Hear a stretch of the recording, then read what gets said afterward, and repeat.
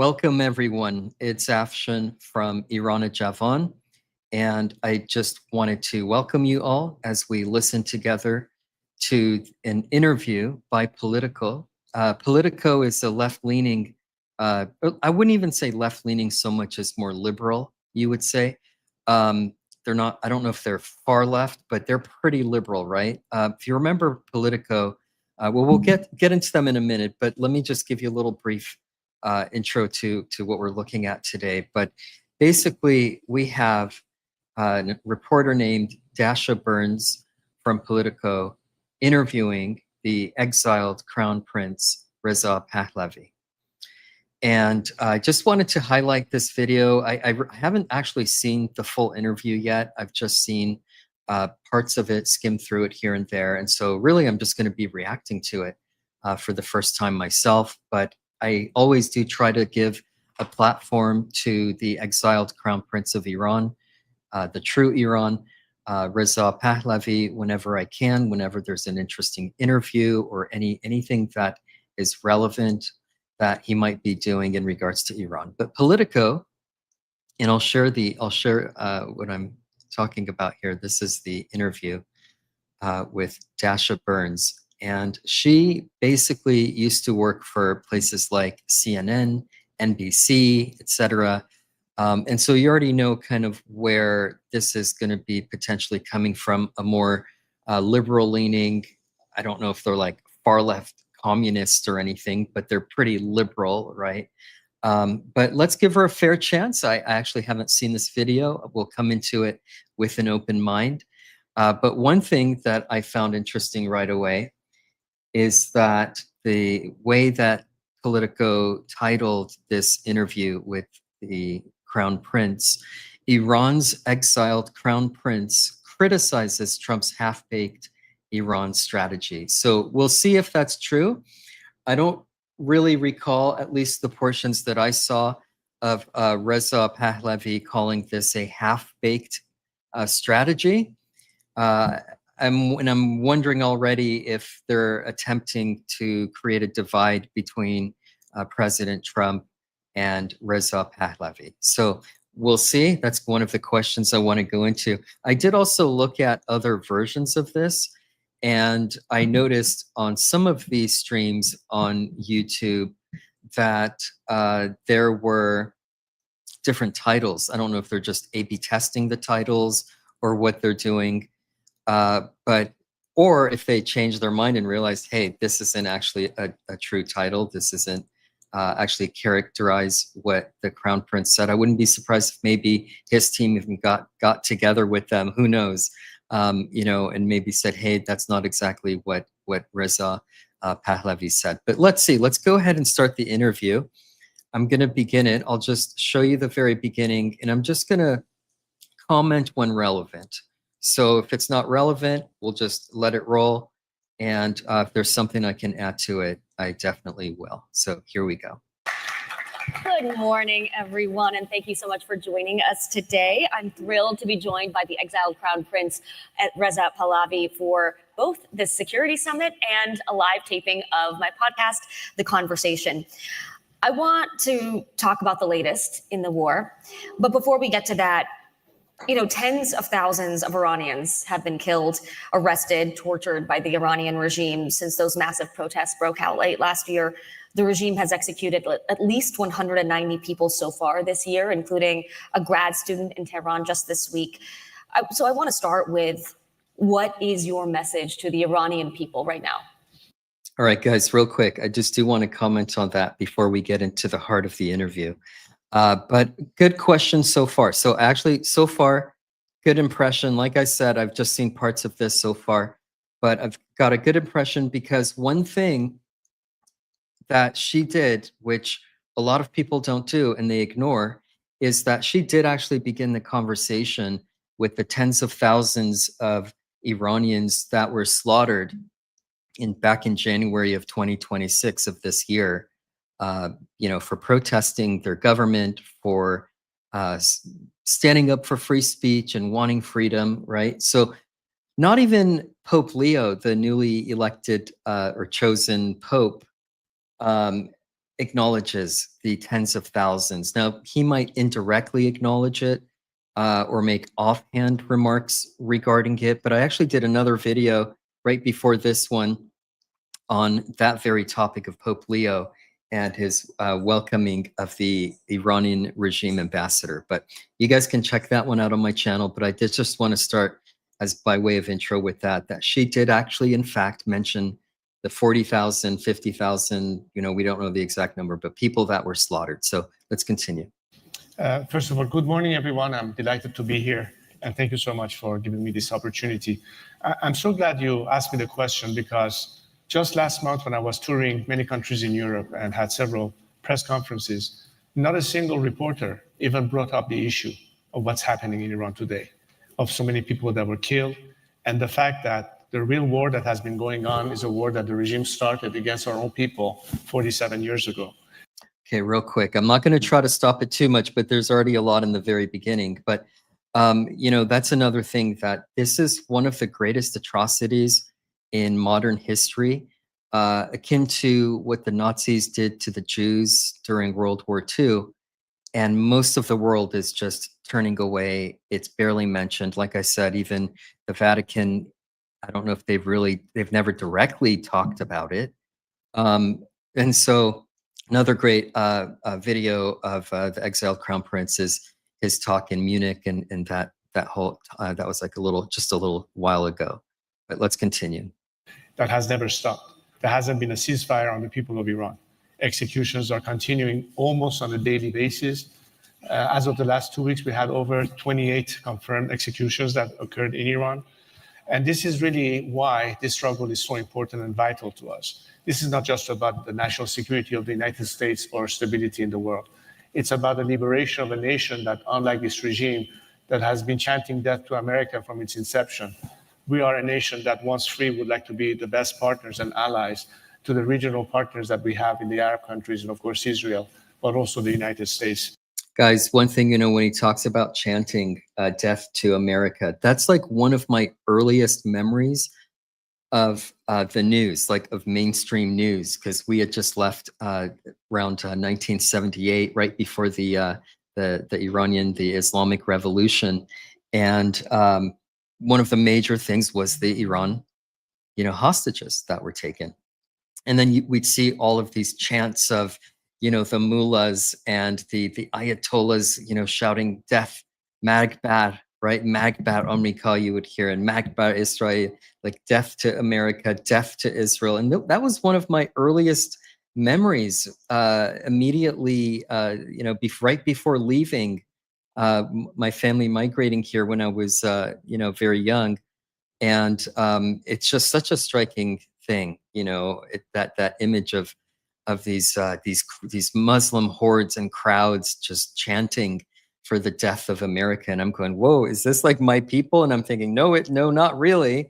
And I just was alienated from the Islamic Republic from the moment I set my eyes on them. But we could talk more about that and all kinds of experiences as a child that I had, seeing things like during the Mah-e Muharram and the, like when they're like hitting their backs with the chains and chanting for Muhammad and Ali and all of this, the Shia, type of thing during the, Ramadan, right?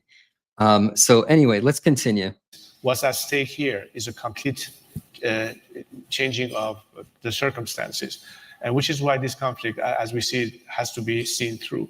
And this is what is the biggest expectation of my fellow compatriots, that despite the crackdown, despite the fact that now more than 70 days of total internet blackout, where they have no means to communicate with the outside world. Man, I keep feeling like I don't want to keep pausing the prince, but there really is an internet blackout, right? You have to go through VPNs and see if you could get like a Starlink connection. And thank God for Elon Musk for providing that to the Iranian people. I mean, he really is a champion of free speech, no matter what else you may think about the great Elon Musk. But there really is a blackout. Like if you want to get information out from inside of Iran to the internet, to the, to America or to the rest of the world, you have to go to the regime and get special permission, or there's like a hierarchy of people that have internet, in Iran, people that are pro-regime or on the higher, echelons of that, people that have access to the internet and people who do not. And of course, they're getting Iranian state propaganda. One thing, and I'll come back to this in a minute, but we didn't even talk about Politico and their, the $8 million that they received back in 2024 during the Biden administration. But we'll tie that in a little bit. Let's listen a little bit more to the Crown Prince. They're still resilient, but they're hoping that all this sacrifice has not been in vain and that finally they'll be able to be liberated as a result of this regime being brought down to its knees. To that point, I want to talk about this moment in the war and get your take on how this administration has been handling the conflict. Are you satisfied with how President Trump has been moving through this here? Okay, so that's the pertinent question, right? They're bringing in the president. Well, President Trump is the first American president since the Iranian Revolution that has actually taken the issue to the extent of doing something about it. And I think it's an action that was welcomed by many of my compatriots. Look, that he starts with praising Trump and being positive towards Trump and lifting him up. So far, the exact opposite of what they're implying about his half-baked strategy, Trump's half-baked strategy in Iran. Crown Prince criticizes. So far, I'm not seeing that, but let's see. As a matter of fact, when the whole campaign started, people have been naming streets after him in Iran because he promised that help would come, and he did stick to his word. The question, however, is what do we do now? I know a lot of people have been saying, should diplomacy be given a chance? Of course it should. But then again, don't we know by now the nature of this regime? Don't we know by now that in its DNA, it is incapable of coming to terms with coexistence with a free democratic world? It has as a mission to export an ideology. It is doing so by means of its proxies. And by the way, the proxies are not... Before we get into the proxies, it is the ideology. It is the ideology that we oppose. We have to separate the Muslim from Islam itself. It's the ideology that we oppose. And that ideology is the Shia religion of Iran. Not just limited to the Islamic regime. Middle East. It's not just about Hamas or Hezbollah or the Houthis. They have networks and sleeper cells operating on European and Western Hemisphere soil, including the United States. They are using these elements to radicalize people, to brainwash them, to provoke even more anti-American sentiments here, and same thing in Europe, targeting various citizens of various countries on their own soil. This is part of the problem when you're dealing with this kind of regime. It's not just a menace to its own citizens. It's not just a menace to the regional countries. It is a menace to the entire free world. Guys, the Iranian regime, I don't even like to call them the Iranian Republic anymore, because they're not a republic anymore, if they ever were, right? They're just a regime. And, it really comes down to they're funding all of the terror practically in the Middle East, at least from the Shia side. You've got from the Sunni side, you've got ISIS and those guys. But the Islamic regime is funding Hamas, Hezbollah, the Houthis. Like, this is all the instability in the world that needs to be stamped out for the next, I don't know the right word for it, the next, let's say, phase of human history, of world history. These are barbaric kind of groups, that have no place in modern society. And therefore, when we say that now that you have a wounded beast, this is not an opportunity that you should let go. This is an opportunity to finish the job and get it over with. This is, I think, what is the expectation, not just millions of Iranians, but I think many countries in the region who now understand that there's no way possible to deal with this regime. So to that point, the president has been giving signals that he doesn't want to escalate. In the case of Iran, we're not going to let Iran have a nuclear weapon. And we're not going to let that happen. And we won't let that happen. And so we're dealing with people that want to make a deal very much, and we'll see whether or not they can make a deal that's satisfactory to us. He says he wants. Yeah, this whole deal strategy, you wonder if it's just a tactic for reloading and getting ready for the next phase of the war, but we'll see. Wants to make a deal. But from what you've seen and what you know of this regime, do you think that the U.S. should make a deal with Iran right now? I don't know if you can ever, as I said, there's no way you can make a deal with a regime that is inherently incapable of saying that we are willing to give up everything that is the reason we still exist and think that they will be able to change their behavior. As a matter of fact, the biggest flaw in the rationale in whatever the foreign policy of so many Western countries have been, including the US governments, for years has been a change of behavior by the regime. The attempt of appeasing the regime was the overall strategy of many governments. But appeasement has failed. And as a result, we've seen that the regime was to some extent emboldened. Previous administrations allowed the regime to have access to billions of dollars that they obviously did not spend. Yeah, he's talking about Obama and all the cash loads of plane loads of cash, like hard, cold cash that he gave to the Islamic regime. But one way or another, I think what the Crown Prince is saying is that one way or another, it has to end, right? We can't continue to negotiate with a cult, as a government. So we need to progress. We need to, and I'm not a progressive in that sense, maybe in the classic libertarian sense at best, but we are. That's basically Western civilization, which is what Reza Pahlavi, the exiled crown prince, is also trying to bring Iran towards. That's what he's standing for. Spend on the people of Iran and their needs, but to further strengthen their proxies. All of that brought us to a point that it escalated the situation that conflict became inevitable. Yeah, given what's going on in the Strait of Hormuz and how the president has been navigating the diplomacy in the last few weeks, do you think there's risk of that appeasement and emboldening Iran right now? If you believe the fact that there still exists such so-called moderate elements that you could deal with, you're falling back in the same trapping that the regime has laid out for decades to make you think that there are some elements that are more manageable and more reasonable that can be dealt with. Exactly. It's all the same regime. It's just the different layers of leadership and different levels within that regime. But even the reformist, the moderate, it's still the Islamic regime. And that regime, the goal is for that regime to be a true regime change to occur. The problem is that such a thing doesn't truly exist. They're just people that ultimately are there to preserve the system. And yes, the regime has been weakened, but it's the radical elements that are the most elements in charge. And if there are any so-called moderates, which I don't believe they are, they really don't have a big role to play. So therefore, you're facing now a system that has become a de facto paramilitary dictatorship. It's the IRGC that controls ultimately everything. So do you want to see U.S. boots on the ground at this point? I think that the best way to articulate this is to say that, and that's something that we have said, that the boots on the ground in Iran are the Iranian people themselves. We don't. Exactly. It's the Iranian people. The goal of this, Operation Freedom and Operation Epic Fury and all the other operations isn't to, it's not to get boots on the ground. That's not the goal, right?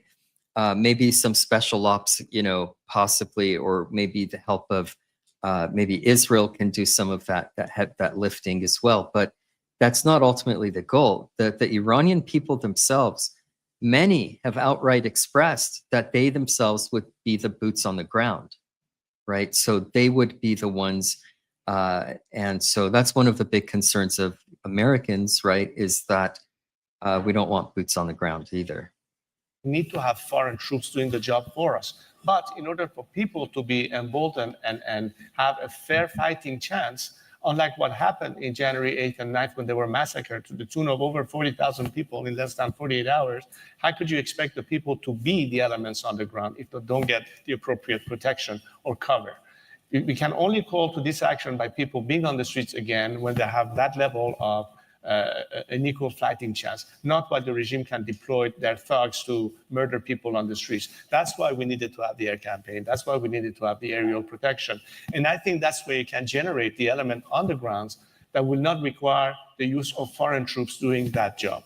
And in order to transfer to that, however, you have to have a clear message. You have to have a clear strategy of aiming for putting an end to this regime, allowing for people to revolt, allowing for elements within the military and security forces to defect and join with the people. All of that has to be coordinated as a coherent strategy. You cannot send mixed signals. On the one hand, say people need to rise, and at the same time say, wait, we are negotiating.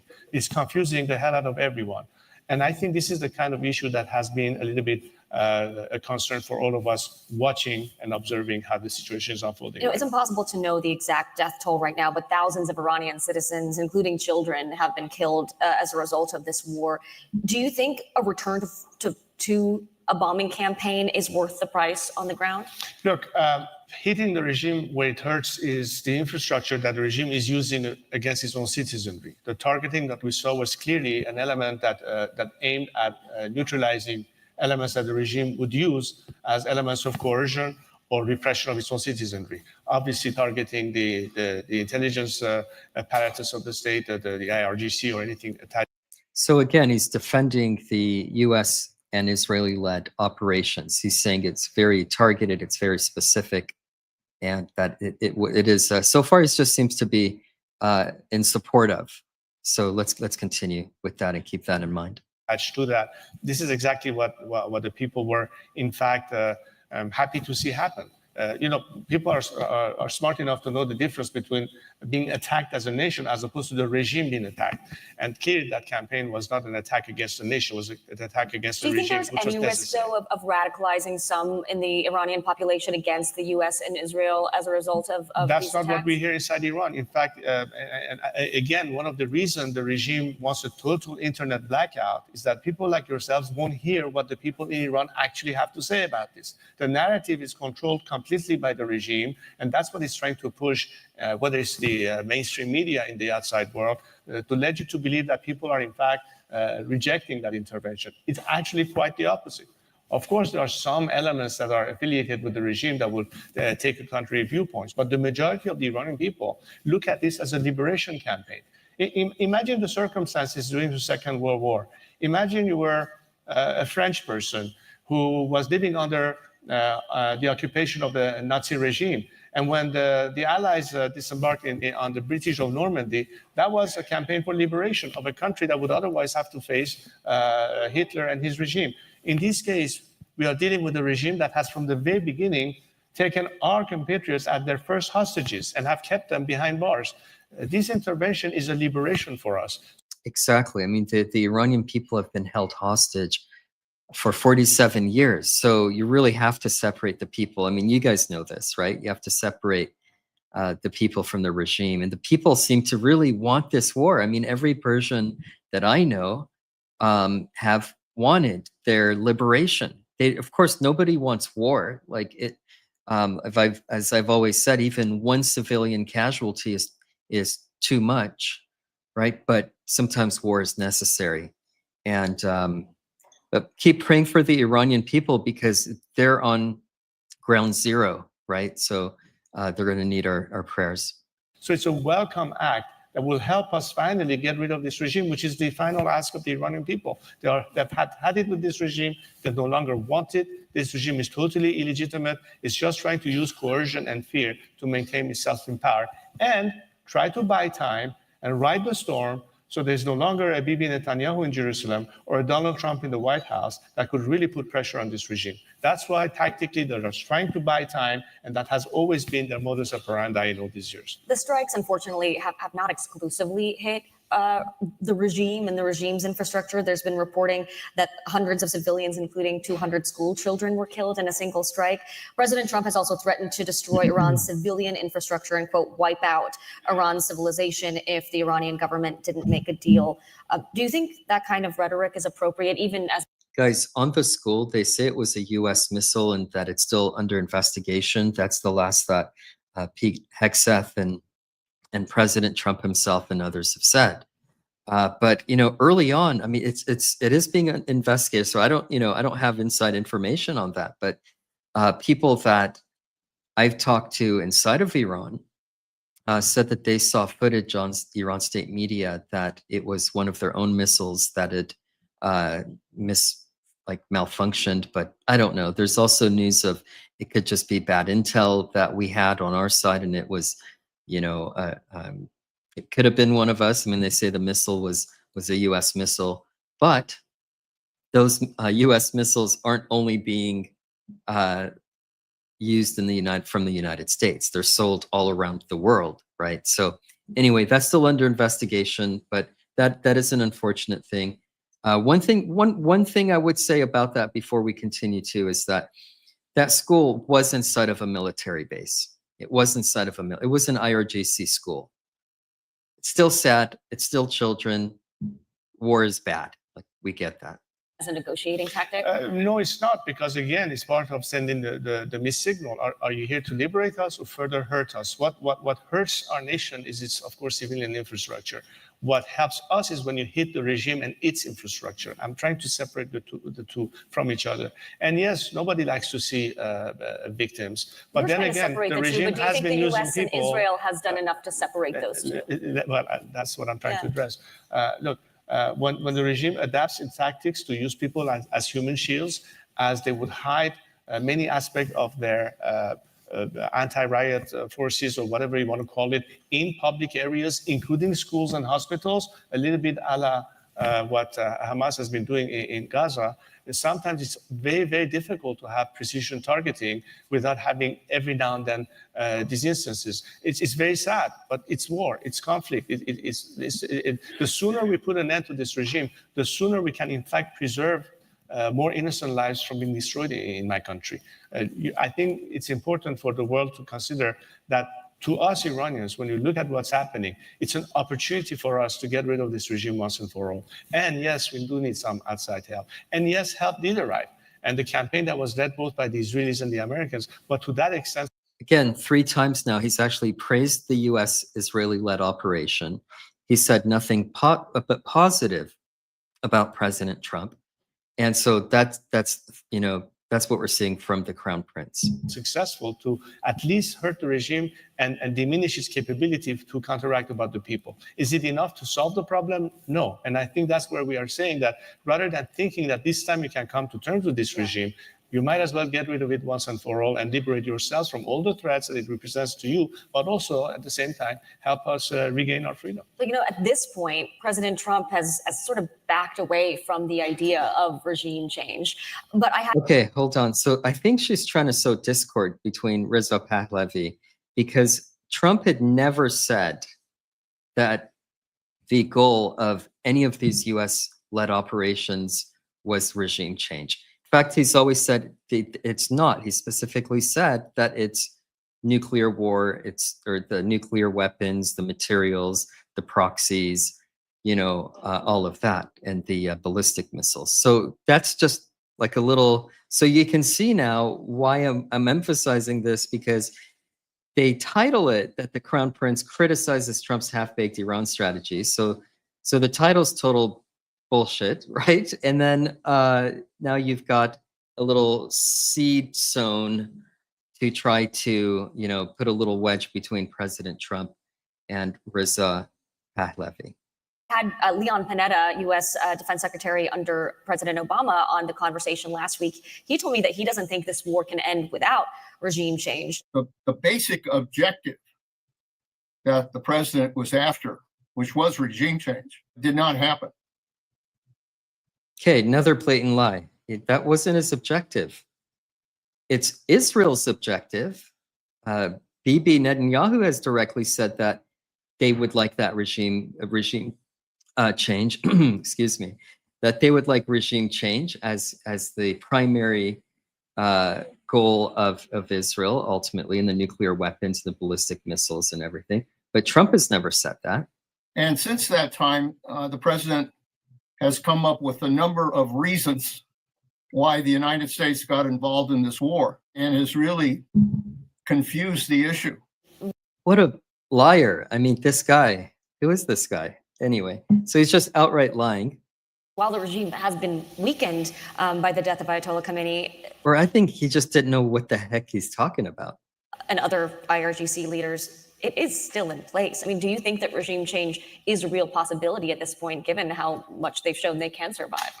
And of course, it is a possibility, but more than a possibility, it is a necessity. That's what we need to really stress here. And yes, in this town, regime change has gotten a bad name. Why? Because, of course, it was poorly implemented elsewhere. Example, Iraq and Saddam Hussein's de-Ba'athification. This is certainly not the scenario that we are professing. Just because it was poorly handled elsewhere doesn't make the concept wrong. It is still a necessary step to be taken. And contrary to what we saw recently in the Middle East, what we are calling for is a smooth and stable transition beyond the regime to an ultimate secular democratic outcome. For that, we have a plan, we have a strategy. I have developed this on a 5-pronged basis.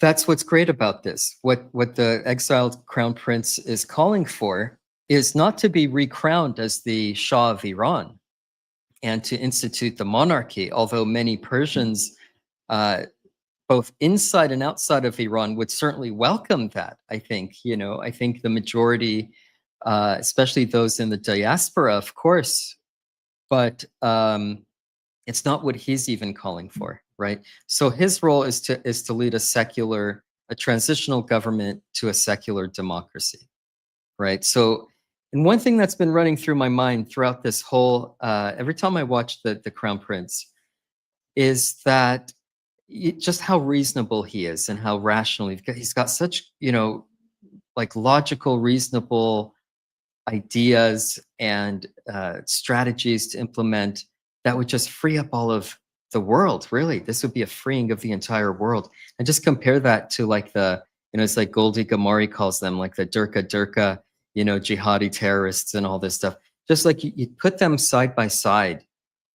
And it's just like, can we get this guy to lead Iran? Continues to be an element of maximum pressure on the regime, maximum support for the Iranian people, maximum defections within Iran.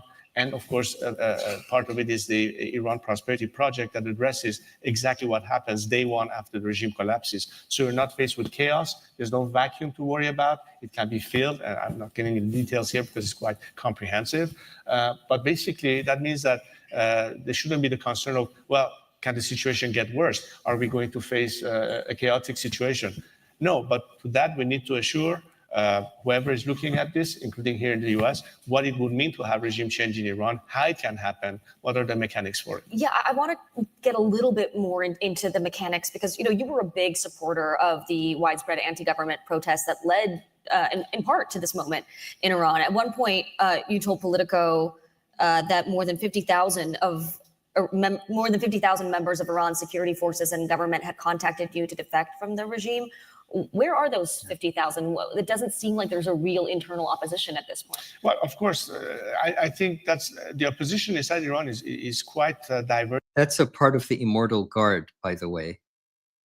So that's like his supporters, and it's like a protectorate of the royal crown, in essence, the eternal Iran.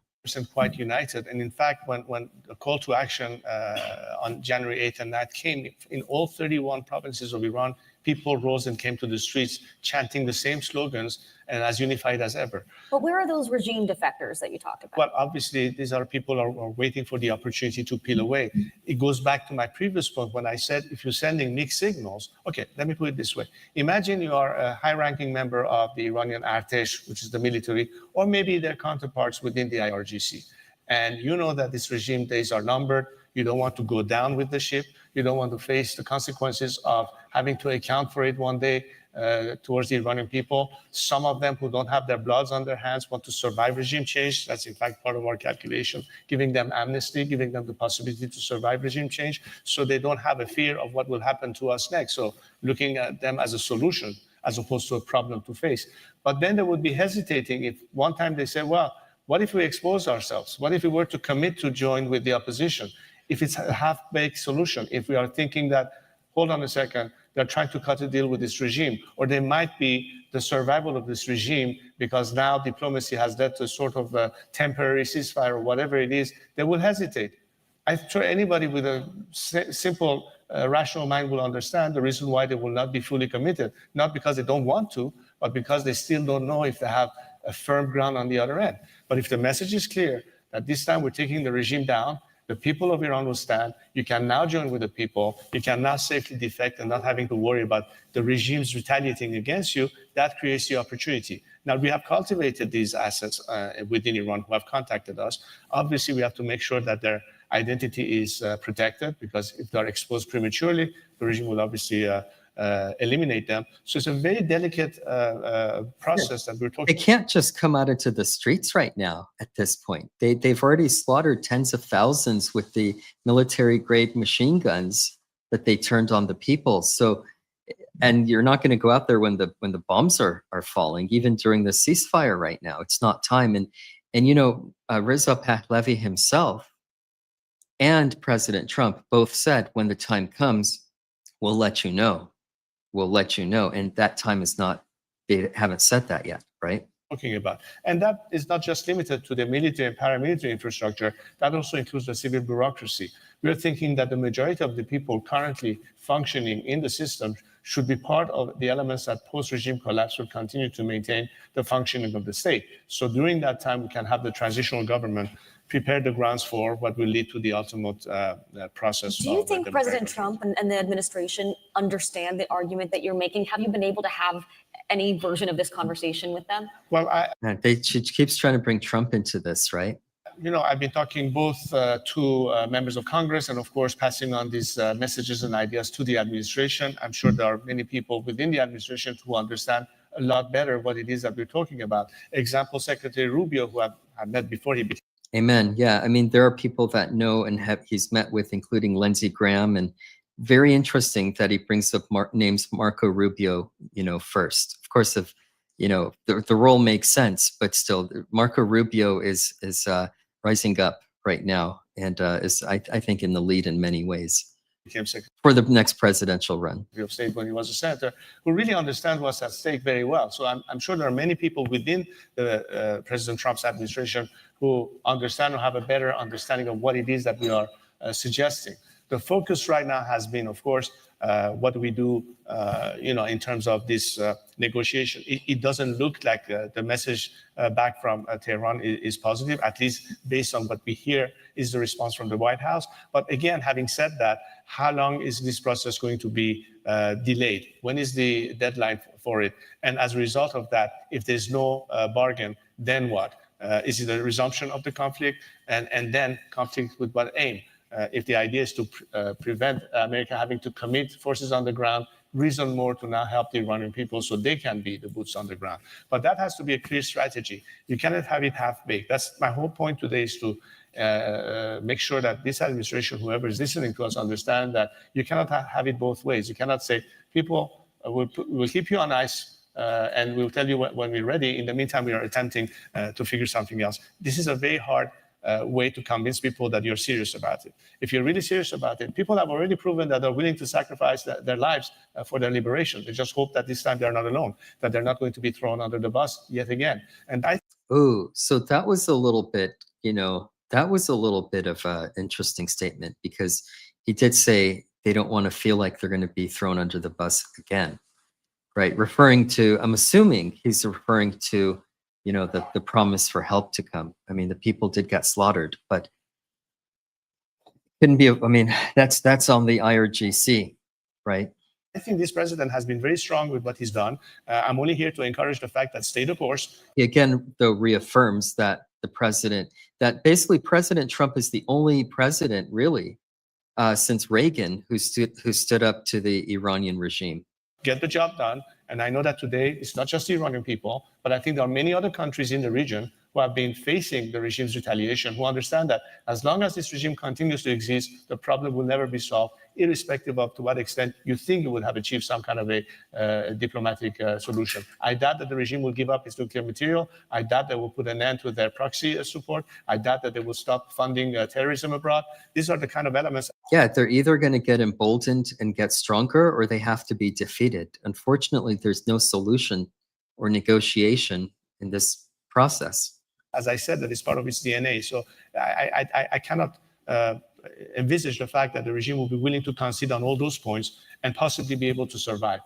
Even if it is to satisfy their own base, they cannot commit to that. And their base is going to be exactly what keeps the RGC in place. And I don't think they're going to relinquish on that. So if the regime were to fall, you've been positioning yourself as the leader of the transition. You haven't set foot in Iran in 50 years. President Trump Wow, like that, right? Right away she goes to, that's kind of the leftist argument. You haven't set foot in Iran for 40, 7 years. has said that he's not sure if you have enough support within Iran to take over. Crown Prince Reza Pahlavi, is he an option at all in your mind? I guess he is. Some people like him, and we haven't been thinking about too much. So just to remind you guys, this was like a month back or so. I don't remember the exact time, but this isn't current. But there was a time when we were all wondering if President Trump was going to mention Reza Pahlavi in some way or form. And there's reasons why he doesn't. We'll get to that in a moment, but let's just see what he says. Just wanted to give you that context. Let me rewind that just a little bit. And possibly be able to survive. Even if it is to satisfy their own base, they cannot commit to that. And their base is going to be exactly what keeps the RGC in place. And I don't think they're going to relinquish on that. So if the regime were to fall, you've been positioning yourself as the leader of the transition. You haven't set foot in Iran in 50 years. President Trump has said that he's not sure if you have enough support within Iran to take over. Crown Prince Reza Pahlavi, is he an option at all in your mind? I guess he is. Some people like him, and we haven't been thinking about too much about that. It would seem to me that somebody from within maybe would be more appropriate. I've said that.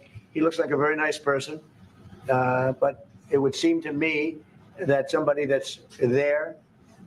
You guys know this isn't Trump's real opinion of Reza Pahlavi, right? It's like there's a reason at what they're playing, at least what I believe, okay? And I think what a lot of Persians believe is that for the longest time, the criticism of his father, Mohammad Reza Shah Pahlavi, was always that he's the US puppet, right? That he's controlled by the West.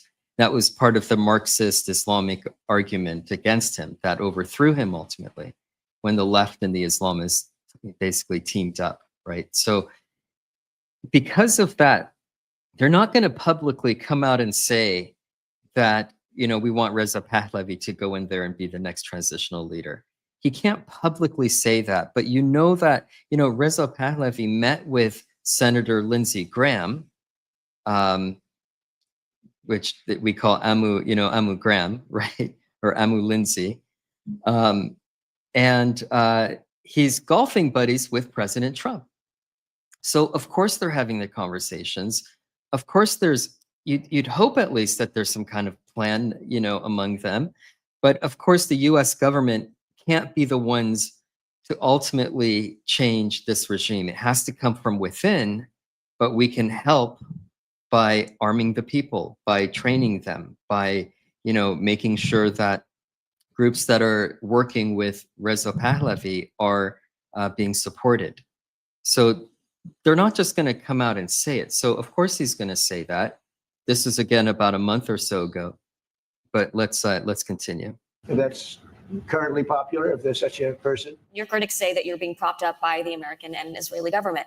What do you say to Iranians inside and outside of the country who want the current regime to fall, but don't see you as the next leader? Well, I think that millions of people who answered my call are the living proof of the fact that I have tremendous amount of support within Iran. And again, as I said, the minute this internet blackout is lifted, you'll be able to hear exactly what the people in Iran have to say. As a matter of fact, right before the internet shutdown, my last messages were heard by the millions inside Iran.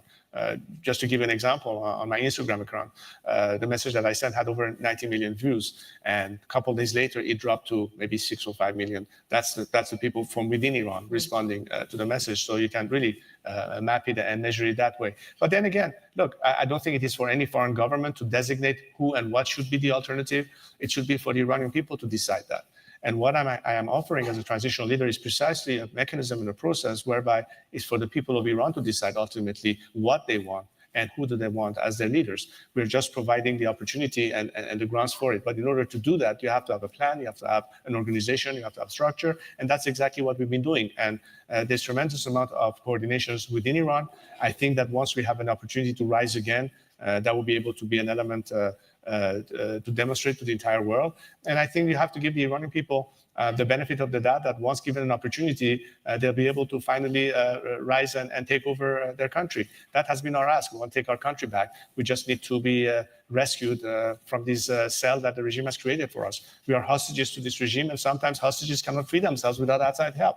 Yeah, that's such a great point, and what Iran did for the Jews, for example, during not only King Cyrus's time, but also during World War II, when the Jews took refuge, some Jews took refuge inside of Iran. And there's been this historical relationship between Persia and the Jews, of course, but that's the kind of oppression that we now see. Now it's the tables turned, and the Iranians are the hostages here, the true people of Iran. And they do need some outside help.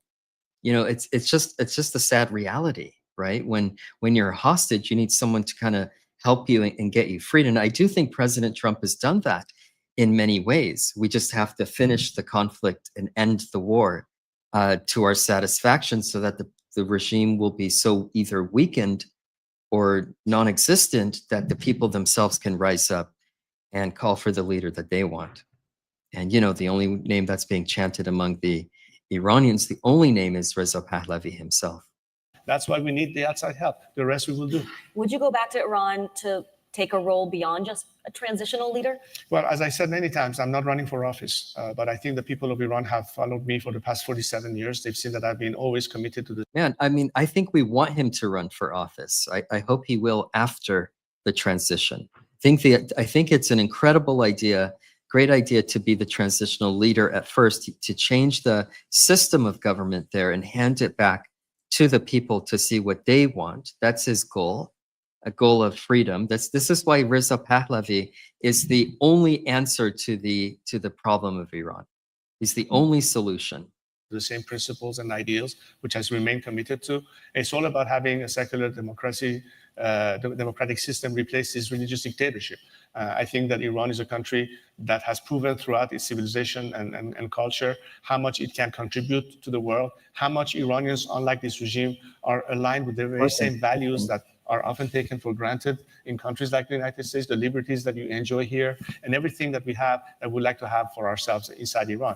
It's an opportunity for us to make this happen. And all that is on my mind these days is that for a population of 90 million, and the majority of them are young, and in fact, most of the victims of the recent uprising are all in their late teens or early 20s. They are young people who are dying to have... There's just so much to this. That's what I mean. It's like when you listen to this, there's so much going on inside of Iran, mostly driven by the young inside of Iran. And because, the youth are the majority population there. I think most are under, in their 30s.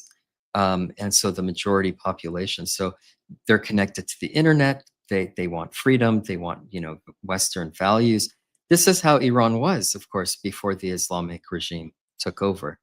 More than 2 ways. They're dying because they're sacrificing themselves, but they are dying to have the opportunity to finally breathe freely. This is what it's all about. It's something that puts us back on a way to flourish, to succeed, to progress, and to be part of the community of free nations, and the impact it will have regionally. That's why I say, when Iranians look at themselves, they say, as a culture, we are friendly to our neighbors, we are friendly with anyone. We have been a country that for centuries has been a true nation state, full of different ethnicities and cultures and religions. And this has been the Iran that I've known and that I grew up with. And it will be the same Iran, even better in the future, a country liberated from a singular doctrine and ideology that has discriminated against its own citizens from the get-go. Women were the first victim. Religious minorities has to flee the country.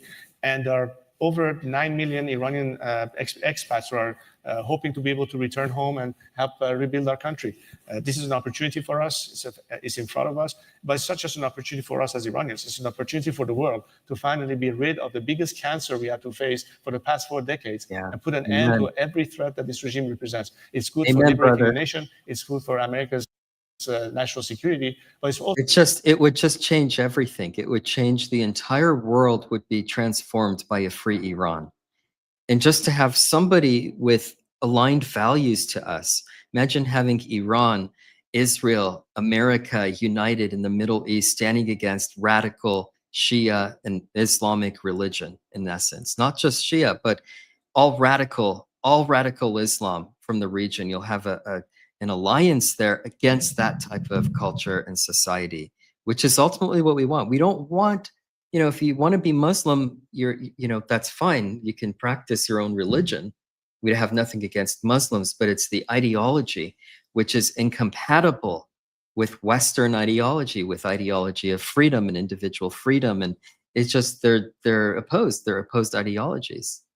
They're diametrically opposed. Also good in terms of economic advantages. Let's not forget, Iran is a country that for the past 50 years has been unaccessible by a variety of companies or industries in the West that could find another untapped frontier. Just in the first 10 years, we estimate that in terms of return and economic impact, over $1 trillion worth could be getting back into U.S. economy. Just the trade between Iran, free Iran, and innovating Iran and the rest of the world would be transformative. As a result of trade and business in Iran, and of course the opportunity it would create for us.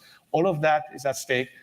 There's no way you can do business with this mafia-like corrupt regime. And this is an opportunity that would be beyond liberty, beyond human rights, beyond democracy, beyond stability. Also a huge, huge economic opportunity that is going to be win-win for the people of Iran and in the interest of this country. Yeah, like we need to trade with Russia and China and Iran. And if you have trade between nations, this creates stability among nations. I am also hoping to understand your perspective on some factions of your movement that have received some criticism. Two people who support your cause were charged with the murder of Masood Masjoudi, an anti-regime activist in Canada who was also a critic of yours. I want to be very clear that there is no link between you or your team and this alleged murder, but it does come in the context of a movement that has been accused of some harassing behavior. Some Iranian activists have told Politico that they've been threatened, doxxed, harassed by your supporters. A former U.S. official said your aides, quote, scare him. Are those actions from your... So she's like, there's no evidence or proof of any of this being associated with you, but how do you feel about it being associated with you? Supporters hurting your credibility as a potential future leader? Okay. But it's a little bit slanted towards the left, right? Towards as maybe socialism or economic or political or cultural socialism. I've always said as a matter of principle, and I've been very vocal about it and on the record about this, that I always condemn any behavior that is based on violence or insult or aggressivity of any kind to anyone that is active. And yeah.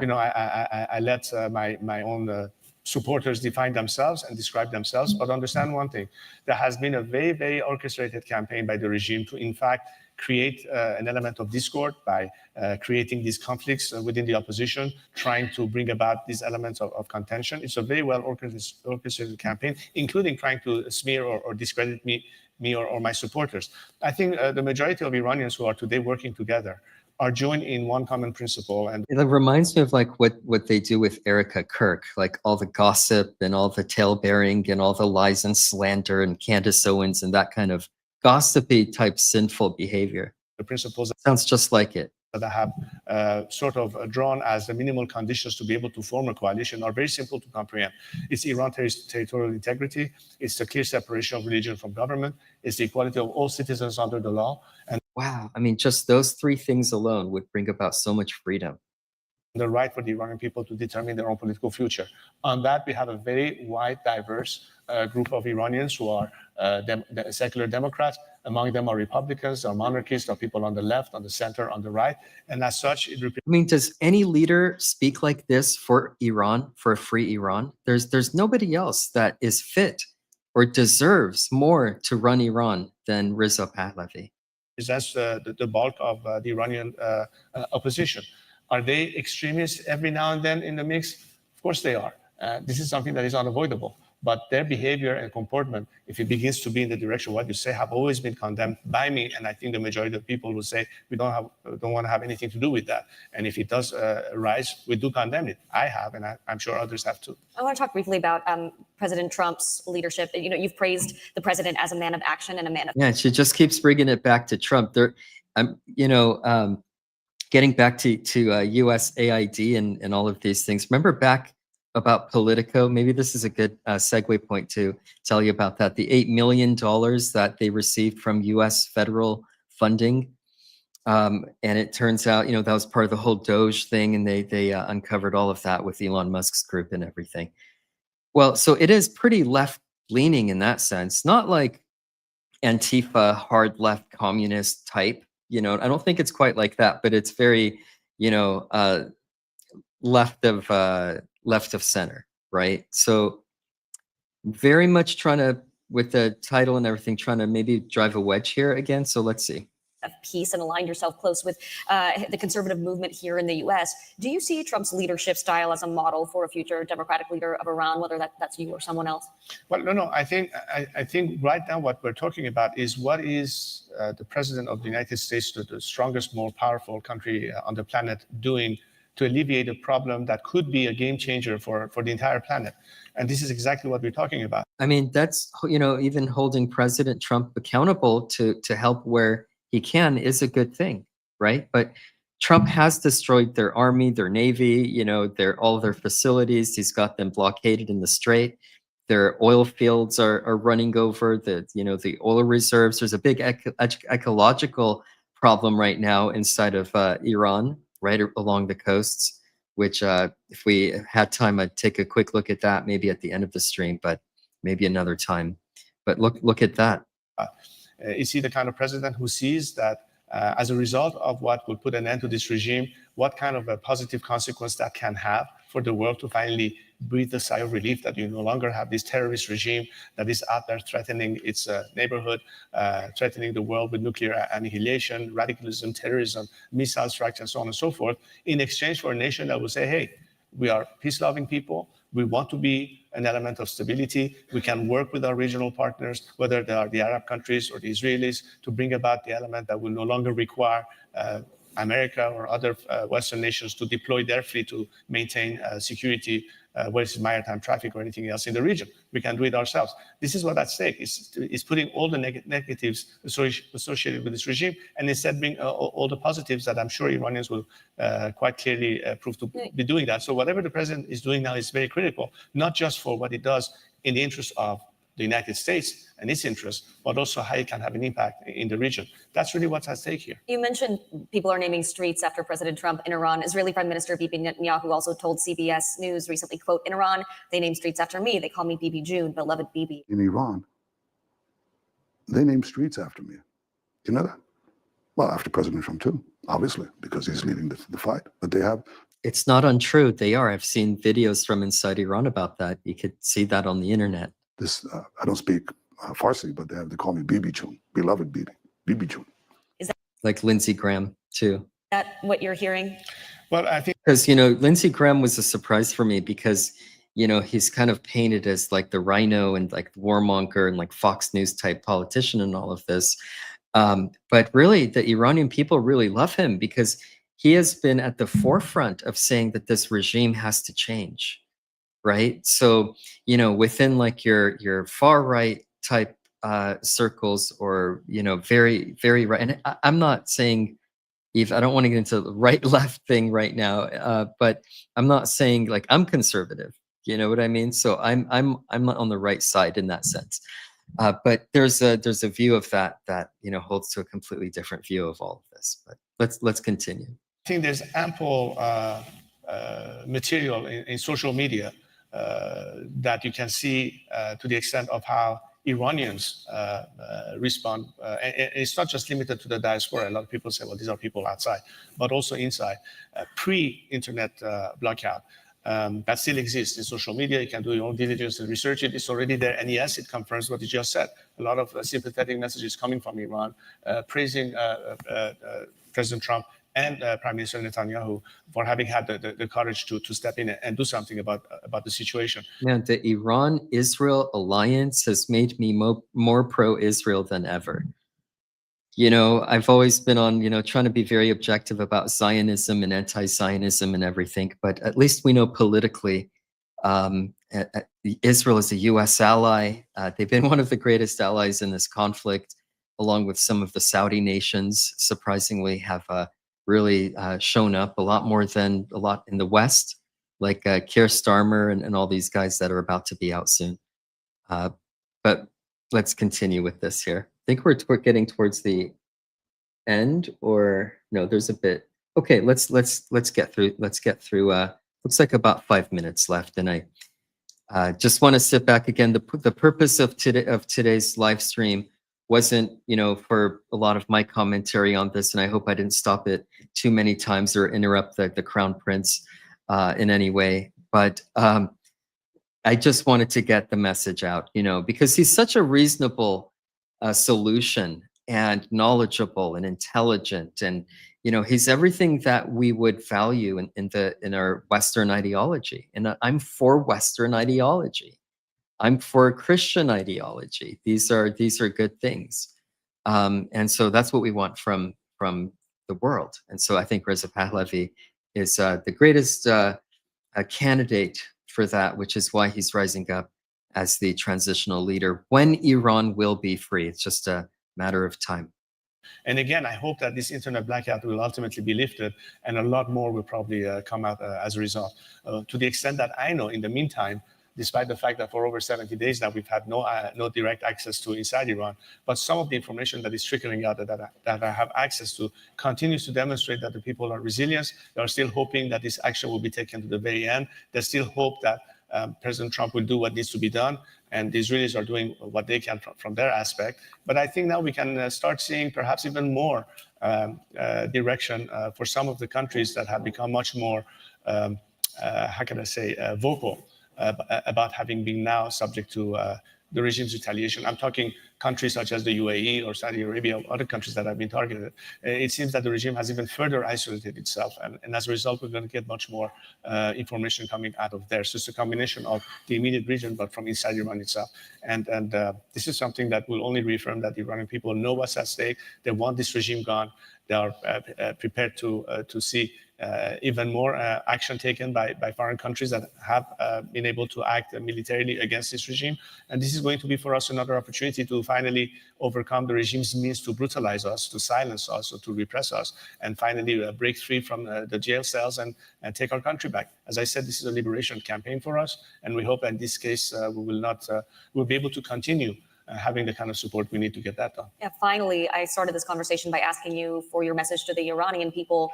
What is your basic, fundamental message to the people here in Washington? The message is simple. How many of you happen to know an Iranian friend or colleague or family? I'm sure many of you do. And I'm sure you've seen how they have behaved, how they have comported Depends if you're in LA or not, but yeah, no, just kidding. themselves, how much they appreciate the country in which they live. As a matter of fact, have you seen all the demonstrations that have occurred ever since January in multiple cities across the planet, in Australia, in Canada, in the United States, in Europe, and the kind of civility that Iranians have shown? Every country in which they demonstrate, they respect the flag of the country that hosts them. If it's America, it's the American flag. If it's in Canada, it's the Canadian flag. If it's in Germany, it's the German flag, and so on and so forth. They're respectful and they're appreciative of the country in which they live. And they would probably have told you, many of them, that had it not been for this regime that forced us to leave our country because we were Baha'is, or because we were Jews, or because we were, not straight, or what have you, we would not have been forced to live. And now we live here. We appreciate the country in which we live. They're educated here. They're working here. They're contributing. Guys, the Iranians are one of the most patriotic Americans inside of America. Like people that, like Persians, like my family that came here, and many others that came and left because of that revolution. Our family left right before, maybe 6 months to a year before the Islamic takeover and occupation of Iran.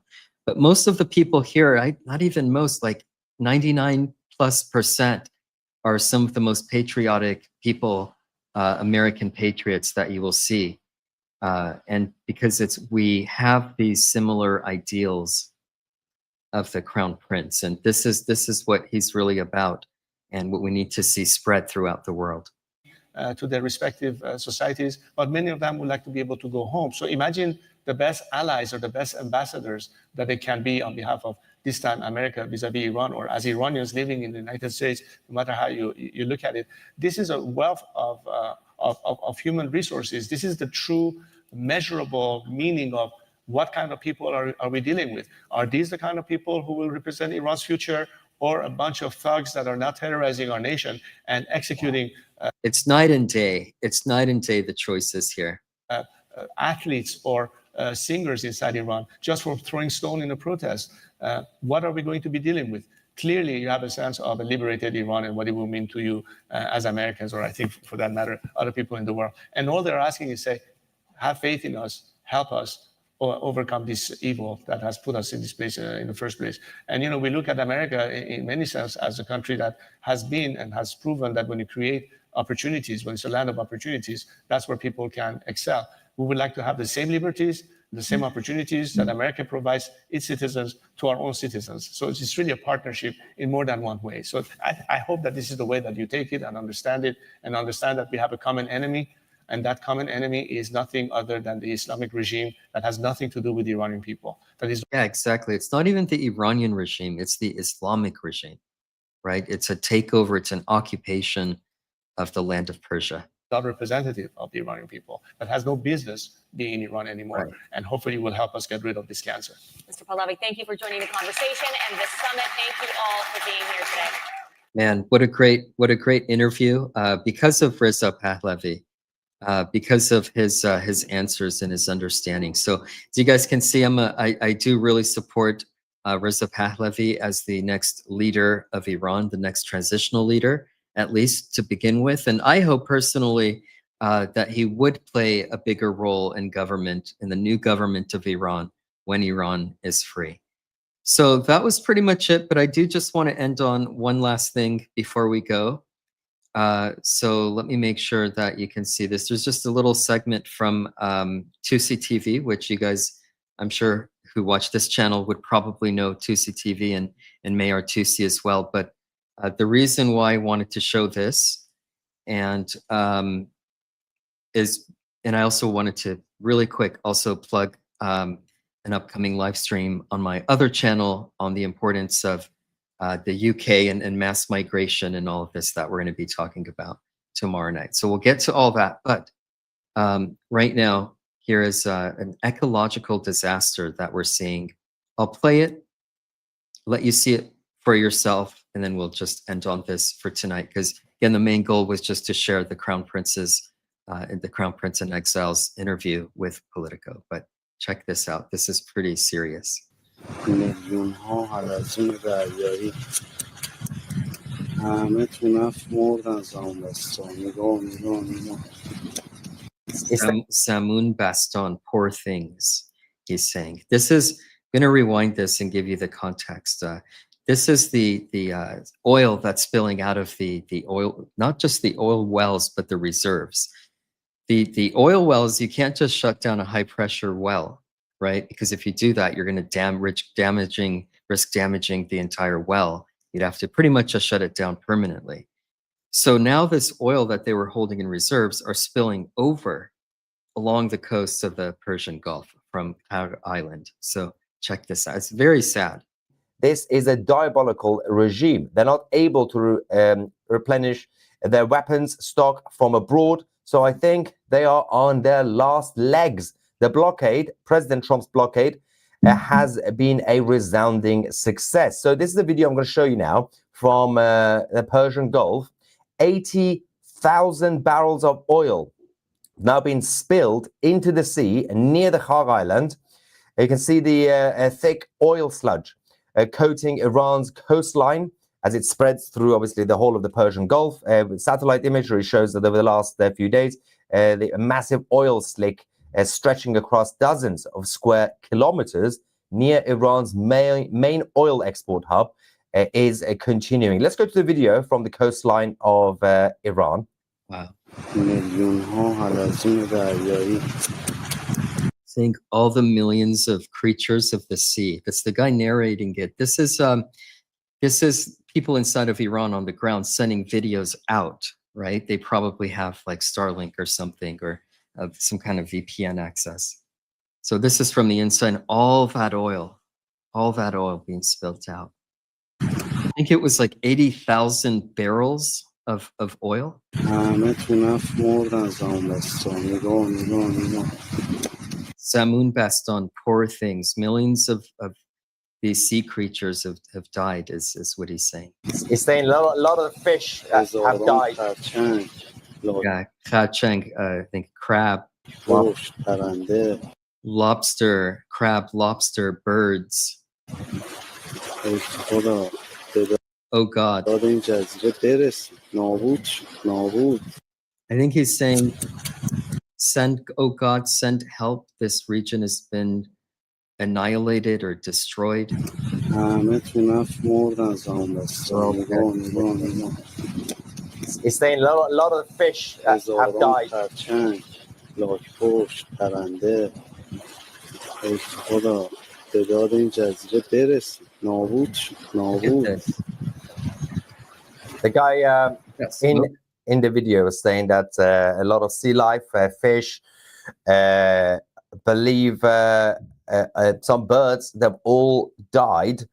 And he says that the whole island has been destroyed by the regime. God help us all. That's basically what the man was saying in the video. This is disgusting. I mean, we did see some satellite imagery that we showed you, I think about a week ago, a few days ago on this channel, which showed just outside around the Kharg Islands and, of course, the coastline around. You could see the black marks. That was basically the oil. Wow. Yeah, I mean, all that oil that they had to put in reserves, the reserves are running out, so it begins to spill out. So now there's this major ecological disaster along the Persian Gulf, along the coasts. I mean, this is sad. Like this is crazy. In the water. But this is the first time we're actually getting raw footage, the actual videos coming in. You can see the black sludge everywhere, which, again, on the one hand, it shows the disaster for the actual the resources in Iran when it comes to oil. But at the same time, the environmental damage is also insane. So a lot of things are happening at the same time, but the regime don't care. So one of the things that they're dealing with right now is angry members, their own mercenaries. Wow. Anyway, guys, go watch 2C TV. I'm like, what is 2C doing on my live stream? But yeah, go check out 2C TV. So shout out to Mayor 2C. I don't know him or anything. I just, watch him just like you guys probably do. But great footage, man, sad footage. I mean, look at that. It's apocalyptic. It's biblical. It feels biblical. You think of like that 1/3 of the waters being destroyed or, being poisoned. But of course, this isn't 1/3 of the waters. This is a region. Of course, I'm not drawing a direct literal parallel or anything like that, but the imagery, it puts you in mind of that, right? It's biblical. It's incredible. But you guys, thanks for watching today. God bless you all. And really quick before you guys go, my main channel that I had started earlier is Streaming Truth. If you guys can check that out and go subscribe there on Sunday night. And let me see if maybe Mary can post it in the, Mary June can post it, or I can grab it really quick.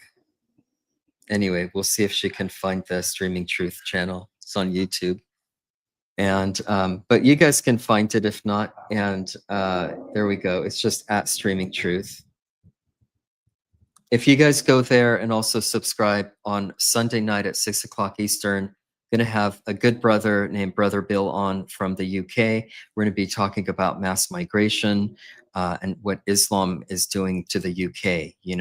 There's that big freedom parade today, and speech and music, and the whole rally that they had was just today actually. So we're going to be talking about all of that. Hope you guys can join there. And I hope you enjoyed this. This was just really to get Reza Pahlavi's voice out there. I'm going to be continuing to do that on this channel. So please go ahead and subscribe and share, and we will see you guys next time. God bless.